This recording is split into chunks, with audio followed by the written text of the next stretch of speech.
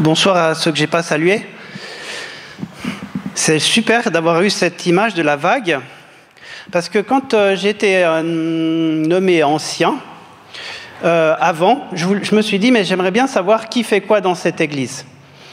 Et il m'est venu l'idée de reprendre l'organigramme qui avait déjà été commencé et de voir qui prend quelle responsabilité. Et puis, j'ai vu que Laurent est beaucoup partout. Et si tu enlèves Laurent, eh bien, il y a beaucoup de postes, en fait, qui sont en souffrance. Et je me suis dit, mais c'est très intéressant, j'aimerais bien vous le montrer.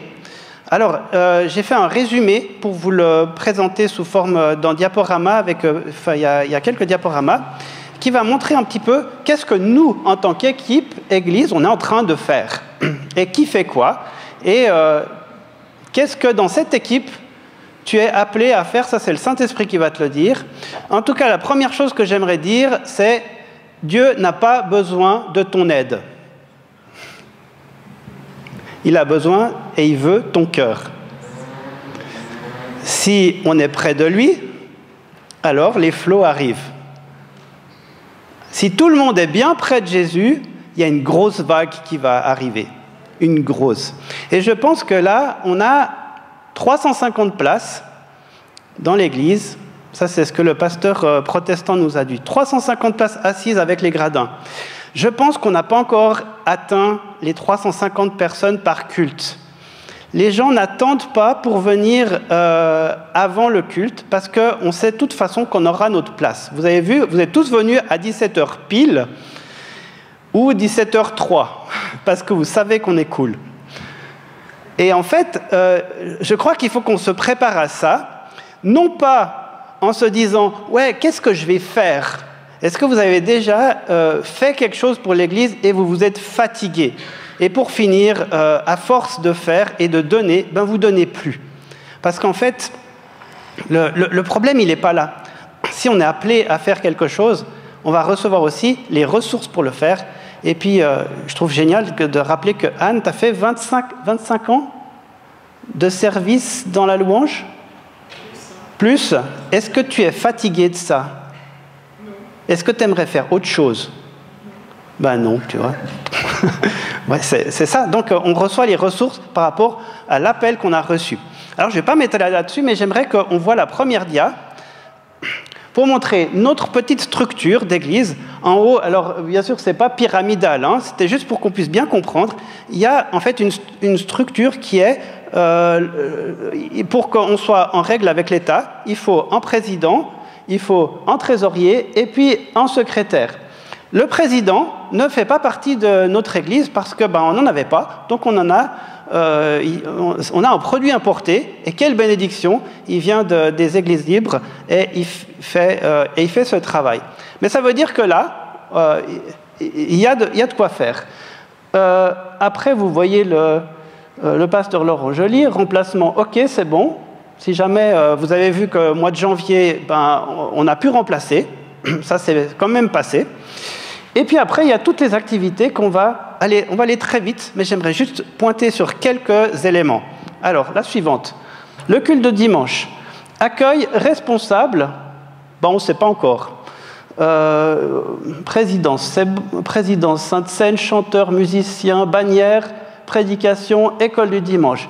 École du dimanche, responsable, Laurent. Oui, pour l'instant, c'est Laurent.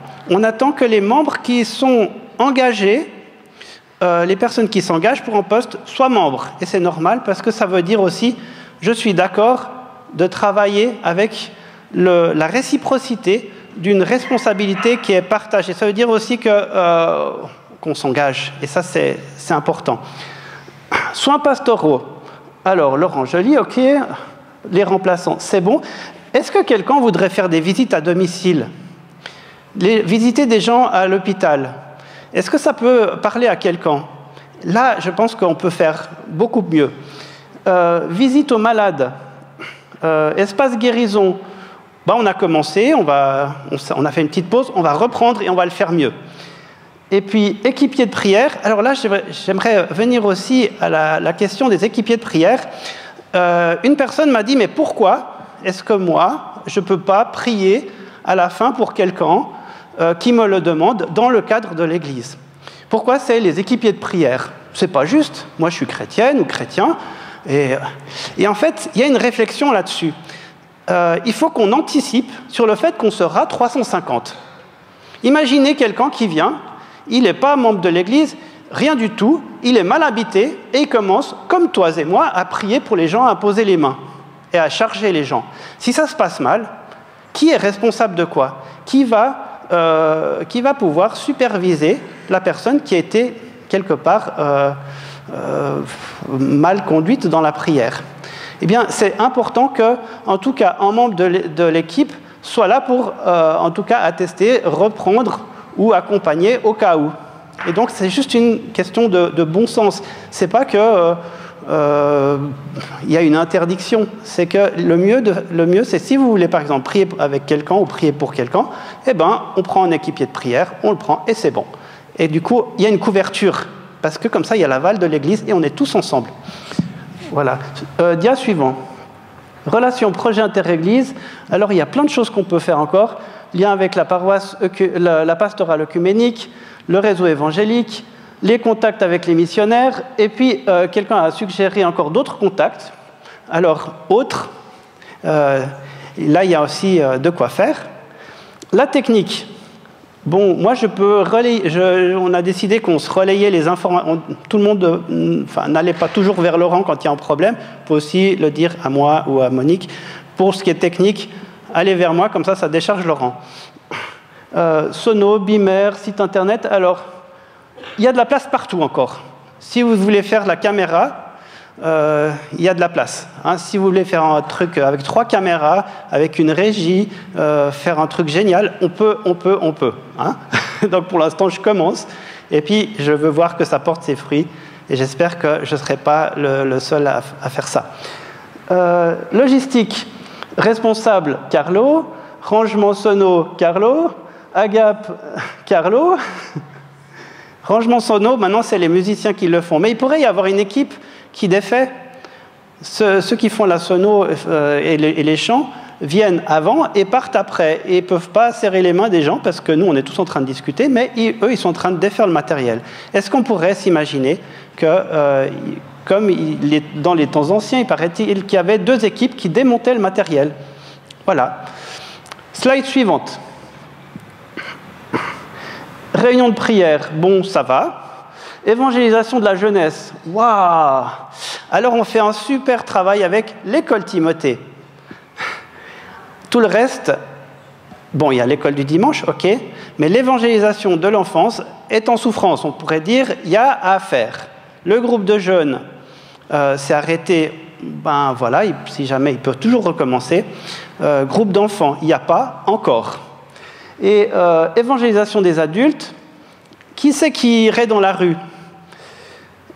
Cours alpha, projet d'évangélisation, cours biblique, groupe de maison.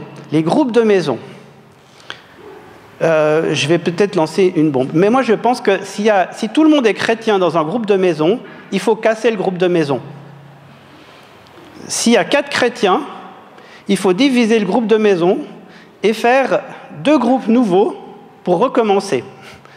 Moi, je pense que si vous avez au moins 4 chaises chez vous, je vous invite à réfléchir si ça ne serait pas à vous aussi d'ouvrir un groupe de maison. Et si vous ne savez pas comment enseigner, ben, je pense que Laurent et puis l'équipe, on peut s'arranger pour qu'il y ait toujours un enseignement et quelque chose. Et puis qu'en fonction des horaires, etc., je pense que là, vraiment, on peut frapper très fort.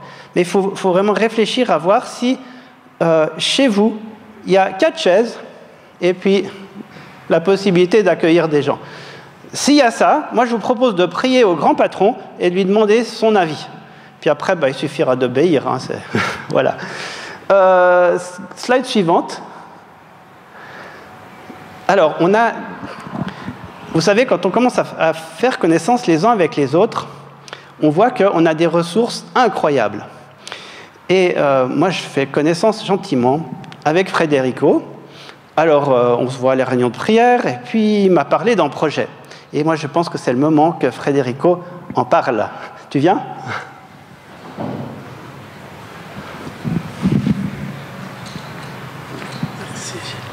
Merci, Gilles. Bonsoir à tous. Oui, c'est comme Laurent vient encore de nous exhorter, que Dieu qui appelle donne des dons, il souffle des visions et puis des projets.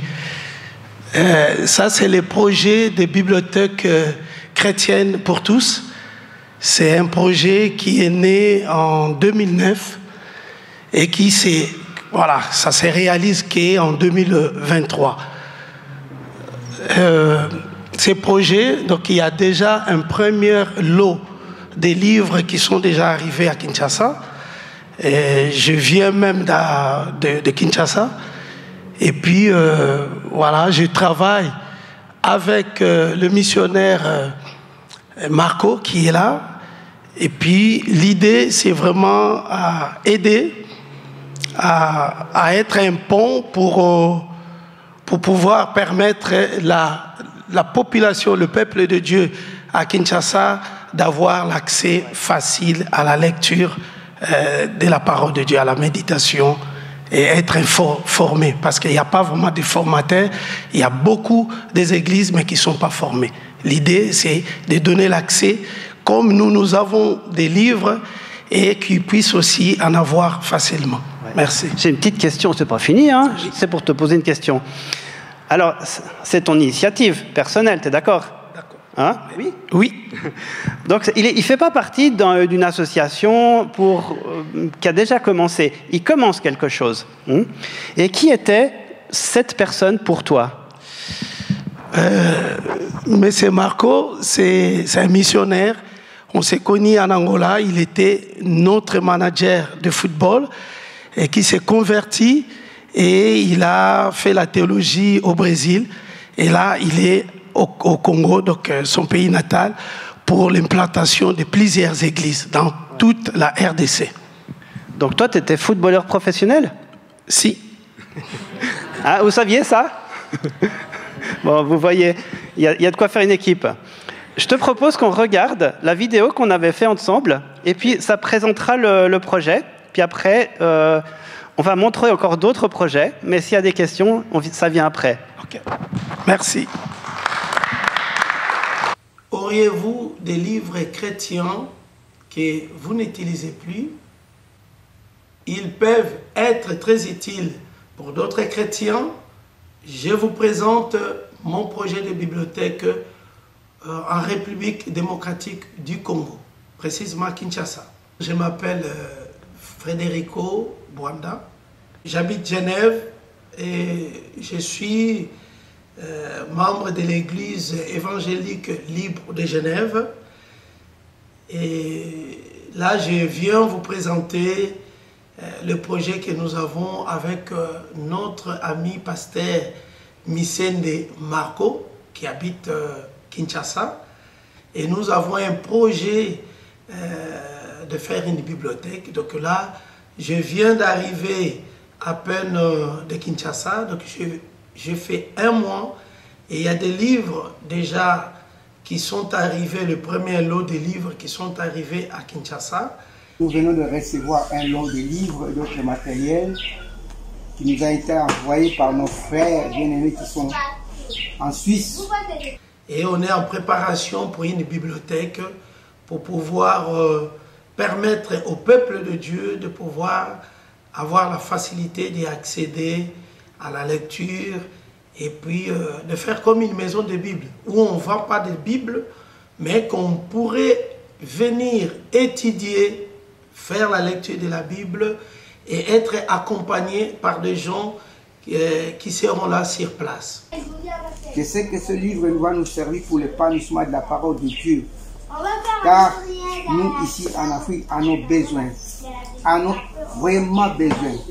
Beaucoup n'ont pas de Bible. J'ai visité pas mal des églises où il y a manque de Bible, il y a manque vraiment des outils pour pouvoir aider les gens qui connaissent Dieu personnellement. Beaucoup de nos serviteurs manquent de formation, il faut des livres et une bonne bibliothèque. Et d'autant plus, nous avons encore des faux prophètes, des faux enseignements l'idée m'est venue vraiment de pouvoir pousser le peuple de Dieu, par la grâce bien sûr, à pouvoir s'approprier de la parole de Dieu individuellement. Il y a le premier lot de livres qui sont déjà arrivés sur place, et puis il y a le frère qu'on collabore avec eux, qui sont en train de préparer déjà la place pour avoir une bibliothèque, comment accueillir les gens. Alors, comme je disais tout à l'heure, la petite salle que vous voyez, provisoirement, ça va nous servir comme bibliothèque. On va essayer d'aménager, parce que c'est à peine que nous avons aussi le livre, et nous allons installer les étagères ici. Et là, c'est pour la conservation de livres. Nous allons aménager, peindre ici. Mais tout dépendra de l'assistance de nos bien-aimés. Et maintenant, nous avons le deuxième conteneur qui va partir. Donc, c'est des conteneurs où on paye, on envoie des livres et qui fait 1 mois comme ça pour arriver à Kinshasa. Et petit à petit, avec le moyen que nous aurons, nous comptons faire une expansion dans une salle plus grande et plus large. Je crois que c'est ça l'essentiel. Et nous comptons beaucoup sur votre appui pour avoir encore de livres. Cette salle sera nommée, je ne sais pas, mais avec le temps, nous allons consulter Dieu pour avoir un nom que va porter cette salle. Merci pour votre appui, merci pour votre assistance. Nous croyons que dans les jours à venir, nous aurons encore plus de communication. Que Dieu vous bénisse.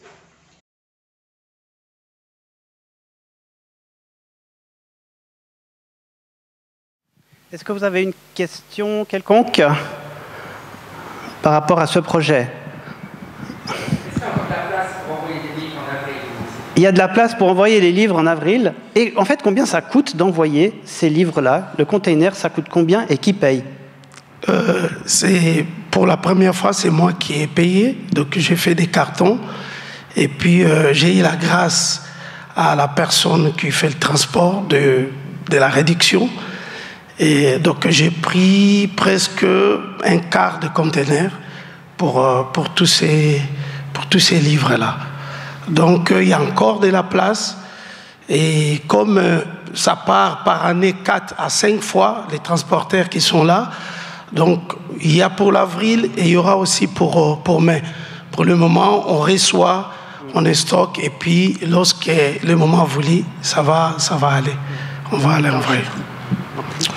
Les chiffres, parce que je ne prends pas vraiment un conteneur déjà, donc il y a les transporteurs, et puis moi je peux prendre les quarts de conteneurs qui va aller à 1000 à 1500 pour un lot de plus de 1000 livres en fait. Voilà.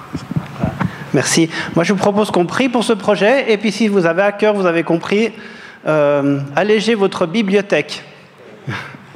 Seigneur, merci pour ce projet que tu as mis à cœur à notre frère Frédérico. Et je prie pour qu'il se multiplie, que ce container soit trop petit. Et que les frères qui sont là-bas reçoivent tout ce dont ils ont besoin. Je prie pour que les frais soient couverts par des dons.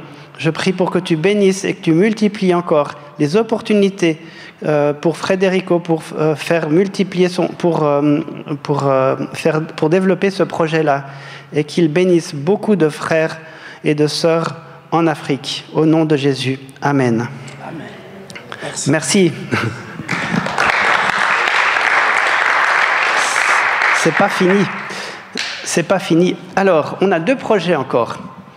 On a un projet... Alors ça, c'était très loin. Et maintenant, c'est ici. Avec Michel.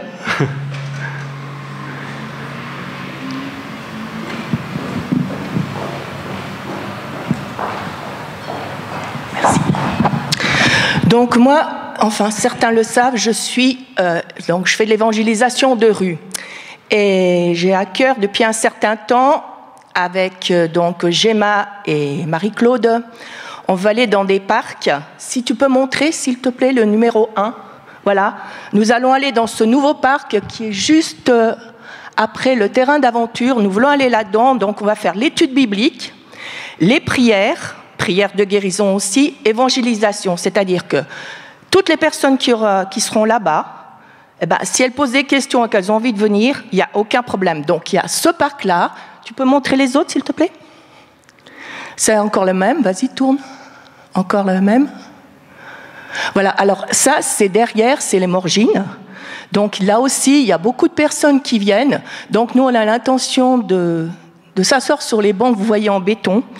Et puis vraiment, on veut vraiment, c'est vraiment à cœur qu'on veut faire ça. Donc lecture de la Bible, évangélisation, prière de guérison. Parce que la moisson est grande et il y a beaucoup de travail à faire par chez moi. Je peux vous promettre, il y a beaucoup de gens, enfin dans mon immeuble, qui ont besoin de prière, d'autres dehors avec qui j'ai des contacts qui ont aussi beaucoup besoin de prière et qui posent pas mal de questions. Tu peux encore montrer les autres? Voilà, alors ça, c'est devant chez moi. Donc c'est pas grand, c'est petit, mais il y a un terrain de jeu d'enfants. Donc il y a beaucoup de parents avec des enfants. Et puis il y a beaucoup de passages. Bon, là, de l'autre côté, c'est les travaux puisqu'il n'y a plus d'église Saint-Marc. Mais là aussi, on peut toucher tous les ouvriers parce qu'il y a les ouvriers qui passent. Donc on ferait ça, pour le moment, quand il y a les beaux jours, on ferait ça le matin. Et après, on veut voir si on est beaucoup, on veut aussi faire ça l'après-midi. Enfin voilà, on remet tout ça entre les mains du Seigneur, on verra ce que le Seigneur veut vraiment faire. Mais là, c'est un bon endroit où on peut vraiment toucher les personnes, que ce soit les ouvriers du bâtiment, parce que je vous promets que là, il y a du travail aussi, il y en a qui ont besoin de prière, et il y a aussi les enfants, il y a aussi les parents. Donc voilà, c'est un grand projet qu'on veut faire. Et on a besoin de vos prières parce qu'on a besoin d'être soutenus pour ça, parce qu'on ne peut pas faire ça seul. On a vraiment besoin d'avoir une protection pour se lancer sur ce terrain. Donc, j'ai besoin de vous. Il y a une question. Florian. Est-ce que tu peux nous envoyer un message quand tu as besoin de prière, oui. etc. Oui. On l'apprend maintenant, tu vois. Oui, ben, je n'ai pas encore commencé. Je commence ça quand il fait beau, hein.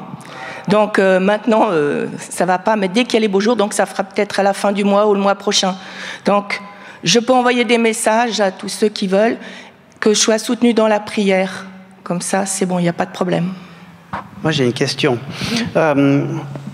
L'évangélisation dans la rue, vous avez l'habitude de voir des gens avec des tracts qui poursuivent des gens, puis qui disent « Jésus vous aime ». Mais en fait, c'est quand même un petit peu différent. Hein. Donc, le concept... tu peux le préciser encore parce que peut-être certaines personnes seraient très heureuses de vivre ça, mais s'inquiètent à l'idée de distribuer des choses. Alors moi, je ne fais pas ça. Je ne vais pas vers les gens distribuer des tracts ou leur parler de oui, tu sais ce qui va t'arriver quand tu vas mourir. Moi, c'est pas mon style. Moi, mon style, c'est d'être à l'écoute des gens. Donc, je peux parler de la pluie, du beau temps, et puis avec la personne, et puis d'un seul coup, la personne commence à se confier à moi. Et puis d'un seul coup, selon quoi, je lui dis, est-ce que tu veux la prière ou des choses comme ça? Puis ça marche tout seul. Donc pour moi, c'est naturel. Et il n'y a pas besoin de distribuer des tracts. Par contre, après, si la personne pose des questions, comme il y en a beaucoup qui m'ont posé des questions, pourquoi Dieu il fait mourir les gens ou ceci, cela, j'arrive toujours à leur donner les réponses. Donc là, après... selon quoi je peux leur donner des choses que j'ai. Donc, je suis équipée aussi avec des petites Bibles, des portions de Bible. J'ai d'autres choses aussi comme connaître Dieu, pourquoi suis-je sur terre. Et puis, j'ai des lettres pour vous, que ça s'appelle. Et vraiment, pour toucher les personnes si elles veulent aller plus loin. Ça, c'est un nouveau projet. Hein. Donc, on n'a pas encore commencé.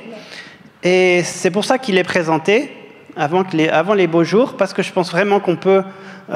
faire quelque chose de nouveau, c'est tout neuf. Et puis, moi, je crois vraiment que ça va amener une vague aussi, parce que c'est l'église dehors. Les gradins sont là, voilà, ils sont devant nos yeux. Et puis, le Saint-Esprit va faire le reste. Puis, il faudra aussi des gens qui prient. Je ne sais pas encore de quelle manière on va gérer ça, mais quand une personne est sur le terrain, il peut y avoir aussi une équipe qui prie dans une maison, chez quelqu'un. Vous pouvez devenir la maison d'accueil qui va accueillir le groupe de prière pendant que des personnes sont sur le terrain. Et puis on laisse après le Saint-Esprit faire les choses. Vous avez déjà peut-être expérimenté, quand on prie pour une situation, on demande une couverture particulière pour tel événement, comment les portes s'ouvrent. Et c'est quelque chose d'essentiel. Donc si vous ne vous sentez pas trop d'être dehors, il y a aussi la possibilité d'être dedans, mais pour une chose essentielle qui est l'intercession. Et je pense que là, ça va aussi serrer les liens entre nous en tant qu'équipe. On va prier pour ça. Seigneur, merci pour le projet que tu as donné à Michel. Merci pour le feu qui est en elle et nous te prions que ce feu se répande dans cette ville d'Aunay. Nous te prions pour que ton évangile soit proclamé avec puissance, que tes flots se déversent sur les habitants.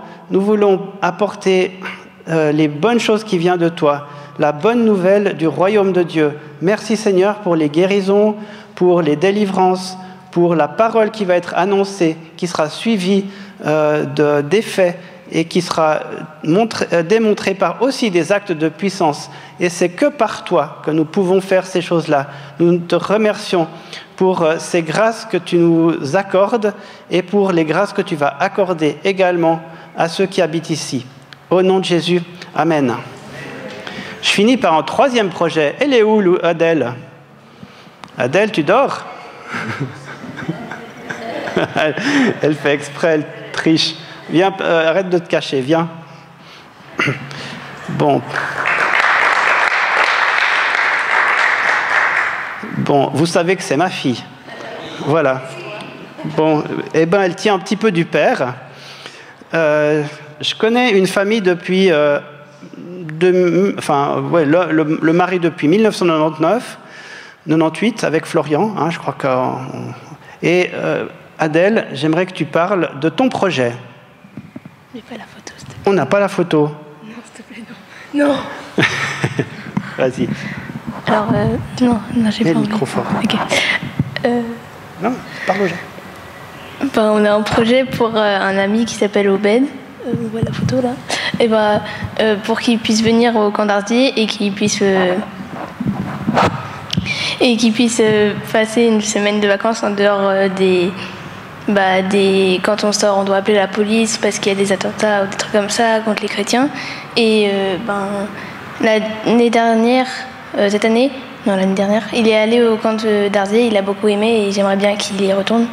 Du coup, là, la photo, c'était quand on faisait un stand de crêpes et on a reçu beaucoup d'argent pour le camp et pour les billets d'avion. Et on aimerait continuer à faire ça pour lui. Voilà. Alors, il habite où? En Tunisie. En Tunisie, tu n'as pas besoin de chuchoter. Hein. Il habite en Tunisie. C'est le fils d'un missionnaire que nous soutenons. Et elle a à cœur vraiment que ce garçon puisse aussi profiter de camps chrétiens. Et c'est rarement le cas. Il y a pas mal d'années où ils sont restés chez eux et puis ils ont tourné entre quatre murs parce que les finances manquaient. Et donc Adèle a fait ce projet. Ça c'était donc... bravo Adèle.